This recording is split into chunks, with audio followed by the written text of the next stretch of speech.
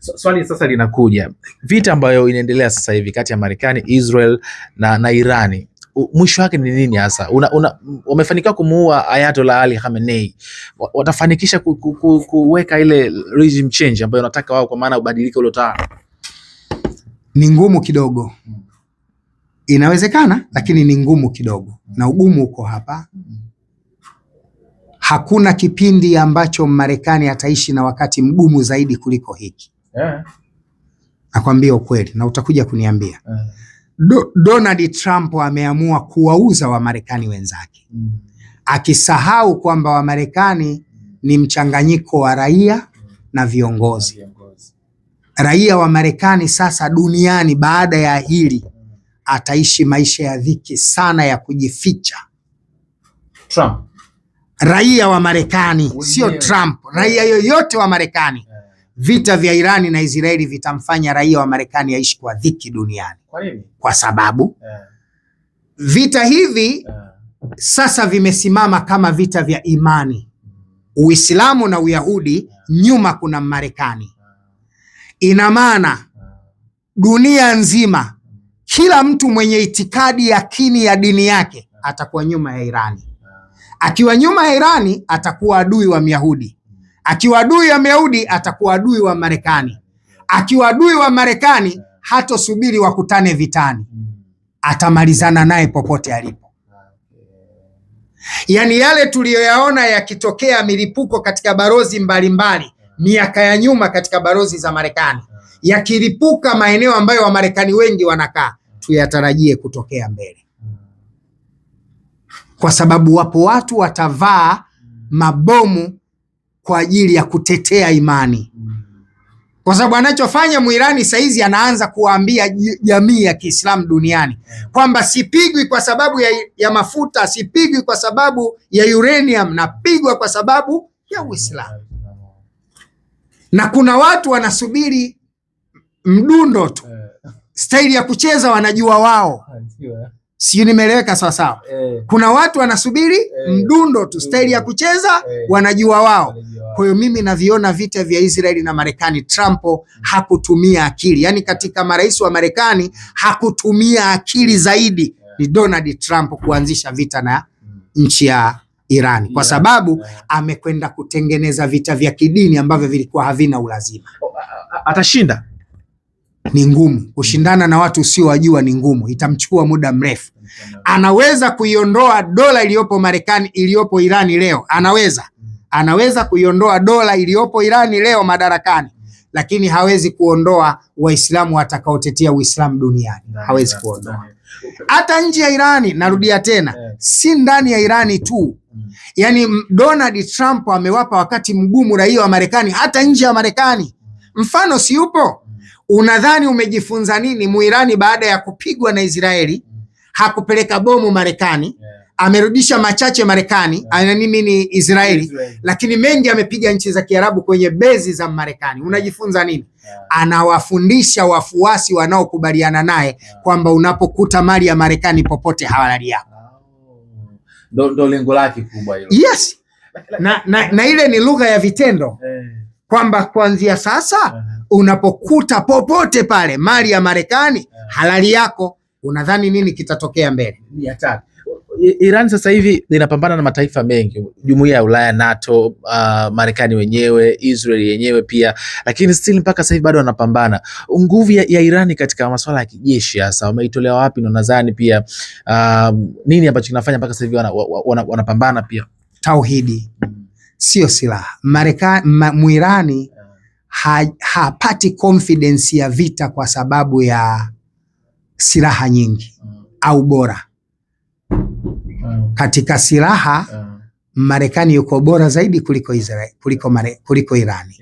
Katika silaha Israeli anaweza kuwa bora zaidi kwenye silaha kuliko Irani.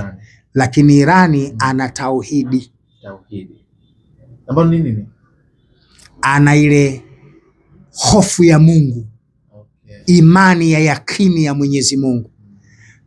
Muirani wakati anapigana sasa, askari yoyote wa Irani akifa kafa jihadi. Kwa mujibu wa sheria ya Kiislamu anakwenda peponi. Kwa hiyo vita ya Irani dhidi ya Marekani na Muisraeli na washirika wao, kufa ni kushinda, kuua ni kushinda. Unapigana na mtu ambaye akifa kashinda, akiua kashinda. Unashindaje wewe? Ni kama ile kauli ya Mandonga anasema ile, ukinipiga yani vyote vile. Ukinipiga nimekupiga, nikikupiga nimekupiga. Sasa Marekani yuko hivyo, Muirani yuko hivyo. Yani mwanajeshi wa unaona Hayatullah ambaye sasa juzi ameuawa, amezikwa shujaa. Amezikwa kishujaa kwa maana amezikwa kama shahidi. Kuzikwa shahidi, dalili ya kuwa kazikwa shahidi ya kuvaa sanda. Nguo alizofia ndo alizozikiwa. Nguo anazofia ndizo. Kwa hiyo ukifia combat, unavaa hivyo hivyo na combat zako, unaenda kaburini, we shahidi. Yani umekufa kwa ajili ya Mungu.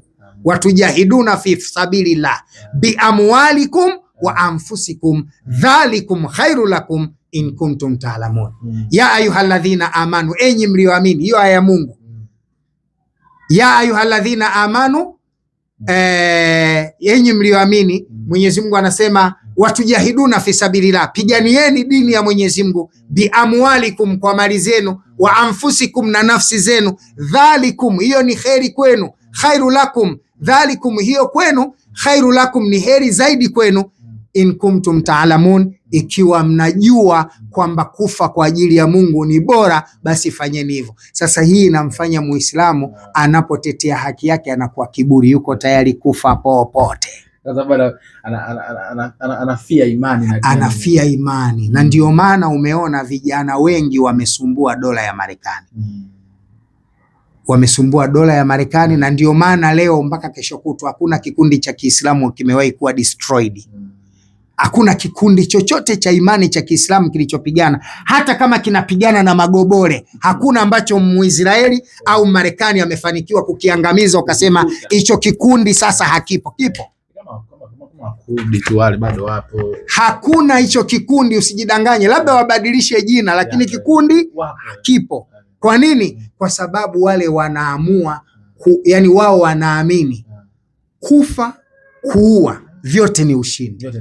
Sasa Marekani atamshindaje Muirani ambaye anapigana kwa vyovyote vile? Na Marekani hawezi kuruhusiwa afagie lile taifa liwe hakuna hata mtu mmoja. Dunia pia haitamuelewa. Kuna mahala itabidi akubali asitishe vita. Akikubali akisitisha vita, wale wataendelea kulipa kisasi siri kwa siri. Ndio hapo sasa Marekani atakosa pa kuishi duniani. Kwa kumalizia sasa, leo Rais Trump leo ameombewa, kama umeweza kuionea mtandaoni, ameita wachungaji, manabii Marekani, wameenda White House, Ikulu, kuweza kumwombea namna anavyoongoza taifa na mambo mengine mengi katika kipindi hiki. Inamaanisha nini hasa Trump kuwaita hivyo wachungaji na manabii? Anaihadaa dunia kuwa yeye anafanya vitu kwa Mungu, nyuma yake kuna Mungu. Donald Trump ni shetani namba 1 duniani. Shetani namba 1 duniani. Kama ilivyo Marekani ndio nchi yenye shetani mkubwa kuliko yote. Los Angeles pale ndio alipopotelea mashetani wakubwa katika lile jiwe. Tusiendelee kwenye hiyo historia.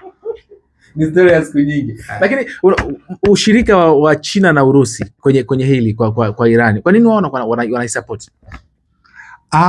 Sasa kuna maslahi binafsi ya kisiasa. Yes. Na kuna maslahi binafsi ya kiimani. Muirani anapopigana kwenye maslahi binafsi ya kiimani, pia nao watu wenye washirika wake wenye maslahi binafsi ya kisiasa. Kama ambavyo Marekani ana maslahi binafsi ya kisiasa kwa Muisraeli, anaamua kuvaa gloves hata mahala ambako hatakiwi kufanya hivyo, ili mradi kumtetea Muisraeli. Ndivyo hivyo mataifa mengine yana ushirika na ukaribu na nchi ya Irani. Kisiasa wanatendeana mema, kwa hiyo lazima apate msaada. Hiyo ni hali ya kawaida. Huwezi kuwa na maadui wote, lazima utakuwa na marafiki hata mmoja tu. La mwisho sasa, unaiona wapi hii vita inaishaje, hasa kwa namna unavyoiona leo? Tuko siku ya 6 tunaenda ya 7 sasa, unaziviona wapi hasa jicho lako wewe? Naiona hii vita inaelekea katika vita kuu vya 3 vya dunia kabisa. Vita vikuu vya 3 vya dunia vinakuja. Unajua Irani ndiko mahala amefungiwa Masihu Dajjali. Hiyo imani kubwa sana, ni mafundisho mengine hayo. Kuna kisiwa Irani ndo kafungwa Masihu Dajjali. Na Masihu Dajjali atakuja kuamua kupambana na dunia pale tu atakaposukwa eneo alilokaa, na mabomu ya Israeli yameshaanza kufika eneo ambalo anaishi Masihu Dajjali. Tusubiri, vita hii sioni inaisha kesho wala kesho kutwa. Bado ipo sana. Dr. Sule, mimi nikushukuru sana kwa wakati wako na asante pia kwa kutukaribisha pia hapa sisi. Asante, nashukuru sana, tuko pamoja. Asante, shukrani. Asante sana.